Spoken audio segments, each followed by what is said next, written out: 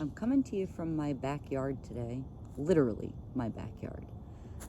I'm sure you folks know that we've had a hurricane come through this area, and so the entire back wall of my fence is gone. We've got one last post standing, and this is, in the grand scheme of things, probably not a huge deal. However, I'm a very private person. I place an incredibly high value on my privacy. So having this fence down and not being able to do any naked swimming here or just be in the backyard without the feeling of somebody looking and watching everything that I'm doing has been horrible. However, in a way, this is kind of a good thing. When I'm doing a little bit of introspection, I remember a buddy of mine talking about changing our paradigms, changing the way that we view certain things. And, as I mentioned, being a private person, sometimes the Facebook friend requests from customers and stuff would freak me out a bit. And I'd be like, well, wait, can't you just be on the Offshore Rafting page? And because now I feel like I can't post my weird whatever on my own page. But actually, it occurred to me that you folks are just looking for reassurance about what type of person you might be dealing with when you take your dinghy in for repair. And I can appreciate that. I think I need to get out of my own way and out of my own head and open up a little bit more to you folks. So, I can certainly provide that and will. I'm sorry for looking down. I do have notes because this is kind of going to be a long one today. I often hear things like, I've heard you're the best, or I'm surprised you called me back so quickly. Thank you for returning my call, or thank you for your excellent communication. And in my everyday personal life, I lack confidence. I lack self-esteem. I lack a lot of things. But your comments and the reviews that you put out there and things of that nature are hugely motivating to me. And sometimes they cause me to stop in my tracks and say, oh my God, at my work, I do kick ass. And I should own that. And I should be happy about it. And I should put that out there. So I appreciate everything that you folks do to help me. And it's with that motivation that I'm going to tell you about the Pasco people. Okay, that's what I'm calling them, the Pasco people. So I mentioned the hurricane earlier. It came and went, and Boo and I at the house had power throughout basically the entire storm. I think I finally went to bed at 2:40. 2:40, I'm opening the door to let him out for last pee-pee and poos, and I'm seeing this weird light out there. I'm like, what is that? It's still raining and it's blowing and it's dark outside. I said, oh shit, that's the neighbor's driveway and his porch light. Oh, the fence is down. So with that realization, I took myself to bed, got up early for what was an extremely long shift yesterday. So go to the shop, do the stuff there, and then I realized, all right, I've got to get everything packed up to make this Fort Lauderdale run to fix the boat for the Pasco people. Do I have everything? I think I do, but I'm exhausted, just exhausted. So I'm on my way back, and I have no gas in the car. All right, no problem. Heading down to Speedway. It's close to the shop. They're closed. I start calling all these other gas stations. Their pumps are down. This is closed. That's closed. I'm on E, and I've got to go to Fort Lauderdale today. So my buddy Pete says, well, come on over. I've got gas in cans. We'll get you filled up so you can get somewhere, towards your destination.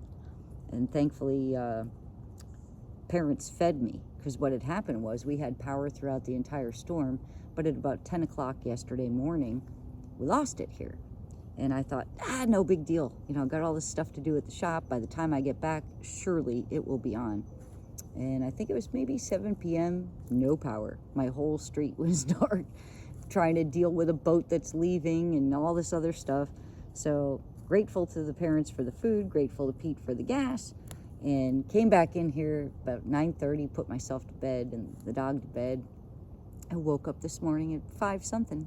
Power's on. Yay! Hot shower, good to go. So I hit the road. And I was nervous about, did I bring everything I'm supposed to bring? Because this is a long drive down there. It's going to potentially be a long day or a long few days.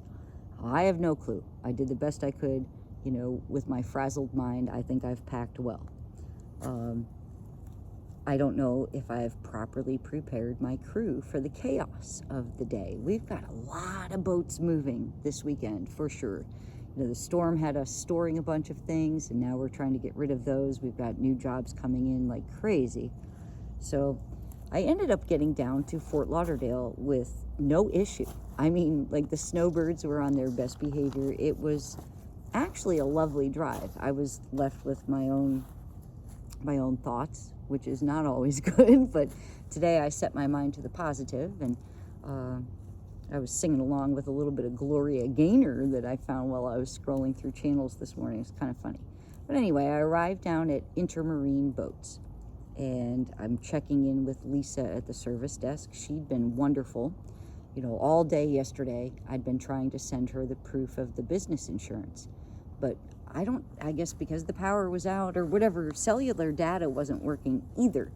And I kept trying to send this to her, and I'm sending, hey, if there's any kind of issue, let me know before I make the drive down. And she's not getting the emails. Anyway, arrived today, check in. She says, yeah, there are dock carts there. If you got to haul tools around, whatever you got to do, you're all set. Okay, get down to the Pasco, do my inspection. And we're not finding anything major whatsoever. It was really cool to have the airport nearby and those planes flying right over where I was working. Everybody out at that yard was fantastic, super nice. But I was recently asked by a loved one what I could do to grow my business. And I think the word grow always gets me, because I'm not trying to add all of these services and become a big shop. The whole thing with offshore rafting is to treat people in a manner that would make Jerry Garcia look down kindly upon me. And that's why I take the time to educate my customers about future maintenance and the things that they need to be doing. So I don't want to add a bunch of services. I don't want to grow the business to a point where my helpers are stressed out or I'm stressed out and I can't take off for these captaining opportunities. But I can listen to your feedback, and I can acknowledge certain things and say, well, I have this ability to connect with you folks. I have this ability to address issues with you in layman's terms and help you understand. If you've inherited the dinghy with the purchase of the big boat and you have no clue if you have trash or treasure on your hands, we can walk through all of that. We can do all of that stuff. I can take the positive words and the positive vibes that you send me and put it out there. Let people know how much I care about my boaters and the reputation of this business, the work that I perform. So to that end, maybe we'll look at doing a weekly blog just to talk about some things, or maybe we'll do some action photos of Offshore Rafting's crew. But anyway, back to the Pasco situation. I'm going to give you a little bit of background on this one. I got a call from Harbortown Marina, it's now Shearwater in Fort Pierce, from service manager Tom, who has become a friend of mine. And he said, Zoe, we got this Pasco down here. Do you have, they may want to retube. Do you have connections with Pasco? What should we do? This is a 33-foot boat. A retube is not at all economically practical. What we need to try to do is go in and save those tubes. And got down there, I had to meet with some other folks and meet with the owner's son. And the owner's son immediately said, my dad's been screwed over by other folks, other shops and captains and this and that and the other. And I'm a nervous wreck thinking, oh boy, we're just, maybe I've bitten off more than I can chew. I know I can do the repair. But what I don't want is to get wrapped up with someone who's, I guess, unpleasable would be the way I would say it. I'm not sure. Anyway, I listened to all of Matt's concerns and I explained my policies and processes to him. I go inspect the boat, give them the quote. They're good with that. And this was a number of months ago. So I go and I perform the repair. Throughout the course of it, I had removed some patches that another shop had done and saw that there was a big gash in there. We needed an inside patch, and they had just slapped this tiny one over. So we right all the past wrongs, we fix all the other issues, and that's that. Give the boat back to Matt, give a final review video. And Matt called me a few months later, and he's like, Zoe, the tubes are still holding air. Well, of course they are. You went to offshore rafting, you know. But he said his father, who is typically very discerning, was really happy with the repairs. Now we come up to the present, and the boat's going to be transported, I guess, by truck. It's a captain wasn't taking it to Fort Lauderdale. It was going through a shipping whatever. It's being taken from Fort Pierce to Fort Lauderdale, and when it gets down there, Matt sees that these tubes are deflated. We've got some kind of issue. It was not an issue with the prior work, but something might have happened in transport. Something may have happened at the other yard. We don't know. And he asked if I'd be willing to travel, to go down there, and said, my dad does not want anybody other than you touching this dinghy. Now, how much of a win is that? I mean, seriously, this gentleman that I kind of had to win over, because I'm just Zoe Zalita of offshore rafting. I'm just the filthy hippie inflatable boat repair chick. And I'm dealing with this gentleman that's got a very expensive vessel and very expensive other vessels, the big boat, and other things going on, and he expects things to be perfect. To hear that I was chosen was absolutely spectacular. I've been in touch with Matt numerous times for various reasons. Matt's looking for a used dinghy to buy for himself. So today I go down, do this whole Fort Lauderdale job. Thankfully, the issues on the boat were very minor. Got those wrapped up and kind of put my name in for a captaining position with Matt's dad if that should happen to come up in the future. But anyway, I just wanted to say what a great day that it was today.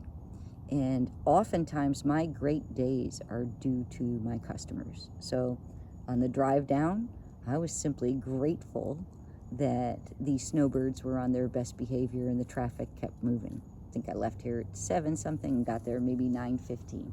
That was awesome. That was a good run. I mean, there were some slow ups, but nothing terrible. No idiots out there.